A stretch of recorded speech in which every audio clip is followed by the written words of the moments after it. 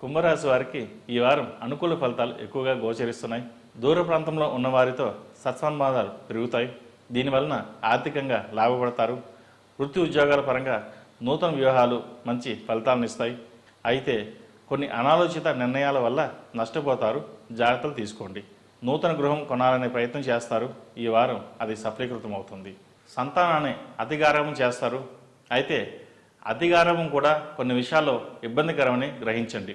క్రమశిక్షణాయుతమైన జీవితంలో ఆధ్యాత్మిక కార్యక్రమాలను క్రమం తప్పకుండా అమలు చేస్తారు. విద్యా సంబంధమైన విషయాలు అనుకూలంగా ఉన్నాయి. వైద్య విద్య అభ్యసించాలన్న కోరిక నెరవేరుతుంది. పోటీ పరీక్షల్లో అవలీలుగా విజయం సాధించగలుగుతారు.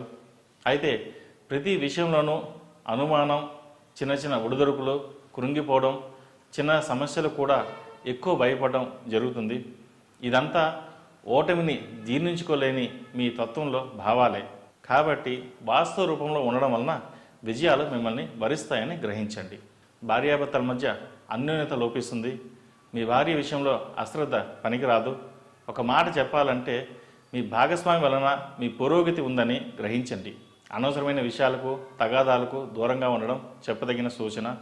స్నేహితుల విషయంలో ఎంత దూరంగా ఉంటే అంత మంచిది. అప్పులు ఇవ్వకుండా ఉండడం అనేది చెప్పదగిన సూచన. అయిన వాళ్ళకి ఆకులు, కాని వారికి కంచాలు అనే విధంగా ప్రవర్తిస్తారు. దీని విధంగా బంధువర్గంలో ఇబ్బందులు ఏర్పడే అవకాశాలు గోచరిస్తోంది. ఆరోగ్యం పట్ల జాగ్రత్తలు తీసుకోవాలి. అశ్రద్ధ వహించకండి.